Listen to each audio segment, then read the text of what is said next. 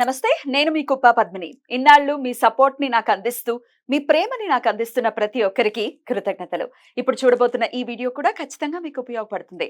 Like, share and subscribe చేసి మీ ఇష్టాన్ని, అలాగే మీ సపోర్ట్‌ని నాకందించండి. అలాగే ఈ వీడియో పట్ల మీ అభిప్రాయాన్ని కామెంట్ సెక్షన్‌లో కామెంట్ చేసి నాకు తెలియజేయండి. నమస్తే. నమస్తే.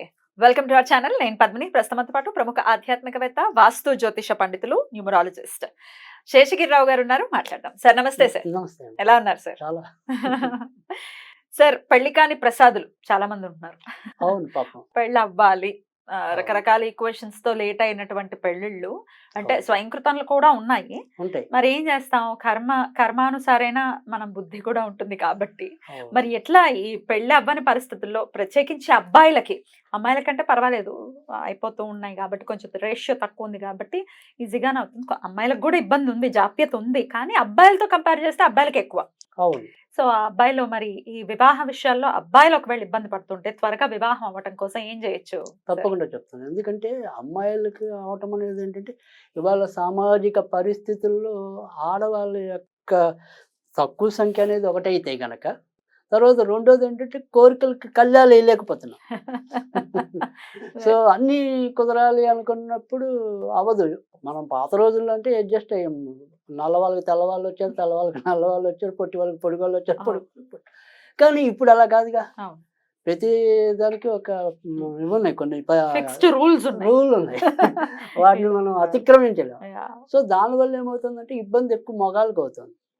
సో దానివల్ల పాపం మగాళ్ళు ఎంత విస్తృతంగా ప్రయత్నాలు చేసినప్పటికీ కూడా అవి కాకపోవటం. తర్వాత రెండోది ఏంటంటే చాలామంది ఏంటంటే ముందు కెరియర్‌కి ఇంపార్టెంట్ ఇచ్చి ఈ వివాహాన్ని కొద్దిగా లేట్ చేయటం. అదే ఇందాక అన్నా ఈక్వేషన్స్.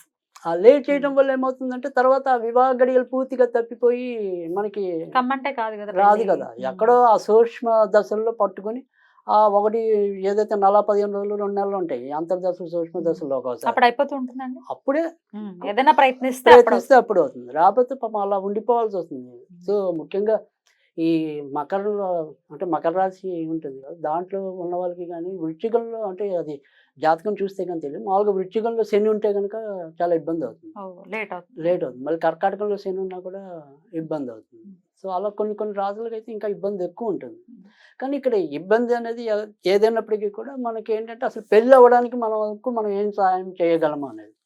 సో ఇక్కడ మనం ఏమంటాం, చిటికేసి చెప్పినా చెప్పకపోయినా, చిటికలో కావాలని ఆశించకపోయినా, సో ఖచ్చితంగా వాళ్ళ యొక్క పెళ్లి కావాలి అనే వాళ్ళ యొక్క చిరవాంఛ అనేది ఏదైతే ఉంటుందో అది తీరడానికి నా వంతు నేను మన అనుభవంలో ఉన్న రెమెడీస్ ఏవైతే ఉంటాయో తప్పకుండా.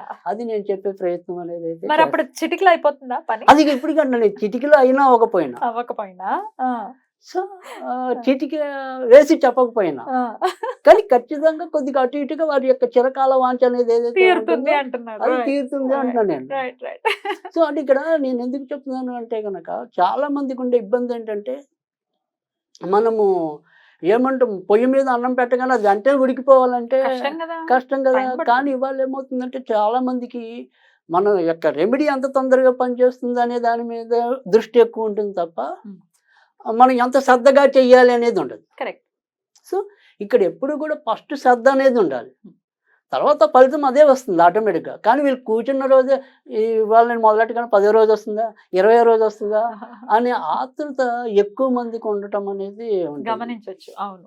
కానీ నేను అనేది అది వద్దు. శ్రీకృష్ణుడు ఏం చెప్పాడు, ముందు నువ్వు చేయాల్సిన పని, తర్వాత ఫలితాన్ని నాకు వదిలే అన్నాడు. సో మీరు నమ్మి చేస్తే ఖచ్చితంగా ప్రయోజనం ఉంటుంది. సో అది మనం ఖచ్చితంగా ఆ రకమైన ప్రయోజనాన్ని అయితే నేను తప్పకుండా ఇవ్వగలగటం అనేది అయితే ఉంటుంది. కనుక మీరు నమ్మి చేయండి అంతే, నాకు కావాల్సిన నమ్మకం. సో ఆ నమ్మకం ఉన్నప్పుడు తప్పకుండా అవుతుంది. అది నేను చిటికేసినా చిటికేయకపోయినా. సో ఇక్కడ ఫస్ట్ మనం చేయాల్సింది ఏంటంటే కనుక ఇక్కడ మనం పూజించవలసింది ఏంటంటే రాధాదేవిని పూజించాలి. సో ఆ రాధాదేవిని పూజించడం వల్ల కూడా వీరికి వివాహ యోగ్యత అనేది తొందరగా వస్తుంది. కనుక ఇక్కడ రాధాదేవిని పూజించాలి అనుకున్నప్పుడు ఏంటంటే ఏదైనా సరే వీళ్ళు ఒక శ్రవణం రోజు కానీ, మనకి దగ్గరలో కొద్ది రోజుల్లో శ్రవణ నక్షత్రం వస్తుంది, తర్వాత రోహిణి నక్షత్రం కానీ, తర్వాత సోమవారం కానీ, బుధవారం కానీ, అష్టమి నాడు కానీ, ఈ 5 రోజుల్లో ఎప్పుడో అప్పుడు ప్రారంభించవచ్చు. సో నేను ఏది చెప్పినా మొదటి నుంచి ఒకటే చెప్తున్నాను, నాకు కావాల్సింది ఏంటంటే కనీసం 40 రోజుల నుంచి 90 రోజులు. అప్పుడు మనం తర్వాత ఆలోచించాలి. కానీ ఈ 90 రోజులు మీరు ఏదైతే నమ్మకం అనుకున్నారో ఆ నమ్మకంగా చేయండి అంతవరకే. సో దీనికి మొదట మనం చేయాల్సింది ఏంటి అంటే గనక చదవగలిగితే ఈ 40 లేదా 90 రోజులు ప్రతిరోజు ఒకసారి మధురాష్టకం అనేది చదవండి. చాలా బాగుంటుంది. అది చాలా అధరం మధురం మధుర మొదలవుతూ అది చాలా బాగుంటుంది. అది ఖచ్చితంగా రోజుకోసారి అయితే చదవాలి. ఆహా. తర్వాత ఈ 90 రోజులు కూడా కొద్దిగా ఈ ఇంట్లో అటుకులు పెట్టుకోండి. ఈ అటుకులు నివేదన చేయండి. అలాగే దొరికినప్పుడు వెన్నపూస దొరికితే వెన్నపూస నివేదన చేయండి. కృష్ణుడికా కృష్ణుడి అంటే ఇక్కడ రాధ వేరు కృష్ణుడు వేరేం కాదు, కాదు, ఇద్దరు ఒకటి. ఇద్దరు ఒకటే. సో అది తెలియని వాళ్ళకి అది. సో ఇక్కడ మనం ఏదైనా అర్ధనారీశ్వర తత్వం అనుకోండి. సో ఇక్కడ మనకి కావాల్సిందల్లా ఏంటంటే శ్రీకృష్ణుడిదే చదవాలి. ఎందుకంటే రాధ మెప్పించగలిగేది మనం శ్రీకృష్ణుడు ఆరాధన చేసినప్పుడు. సో నారాయణుడు ఎప్పుడు మొదలుపెడతాం, మనం లక్ష్మీ ఆరాధన చేసినాం. కరెక్ట్. సో అందుకని ఇక్కడ మనం ఏంటంటే మనం చేయవలసింది రాధ కోసం, కానీ మనకు కావాల్సిన రాధాదేవి లాంటి భార్య అంటే అంత ప్రేమ ఉన్న ఇల్లాలు రావటం అనేది. కరెక్ట్. సో ఇక్కడ మనకు కావాల్సిందల్లా కూడా శ్రీకృష్ణుడిదే చదువుకోవాలి. రోజు కూడా మధురాష్టకం అనేది చదవాలి. ఇలా నేను చెప్పింది ఏదైనా సరే ఏదైతే ఉందో అది అటుకులు కానీ వెన్నపూస కానీ నివేదన చేయాలి. ఇది చేసి రోజు కూడా 108 సార్లు రాధా రాధా రాధా అనుకుంటే వారి వైవాహిక జీవితంలో వివాహం రాధా అనే సమస్య తొలగిపోతుంది. సో ఖచ్చితంగా వారు అనుకున్న సుగుణవతి భార్యగా లభించడం అనేది ఉంటుంది. చాలా సింపుల్. చక్కగా రాధా రాధా రాధా రాధా అనుకోవటమే. మనస్ఫూర్తిగా 108 సార్లు చదువుకోవటం. ఒకవేళ మనం ఎప్పుడు కూడా ఒకటి చెప్తున్నాం, ఇలా ఒకటి వేదిక్ స్విచ్ అనేది ఒకటి చెప్తే మనం మామూలుగా స్విచ్ వర్డ్ అనేది కూడా ఒకటి చెప్తున్నారు. సో అలా చెప్పాల్సి వచ్చినప్పుడు ఏంటంటే కంగ్రాచులేషన్స్. కంగ్రాచులేషన్స్. వావ్, మంచి వర్డే. పెళ్లి ఫిక్స్ అయిన తర్వాత మనం చెప్పే మాట అది ముందే అవుతుంది. ముందే. సో ఈ కంగ్రాచులేషన్స్ అనేది కనుక రోజు ఇలాగే 108 సార్లు చదువుకోవాలి. అది చదివితే చాలు. దీనికోసం అంకెలే ఎక్కలేదు, పలకా పేపర్ తీసుకోక్కర్లేదు.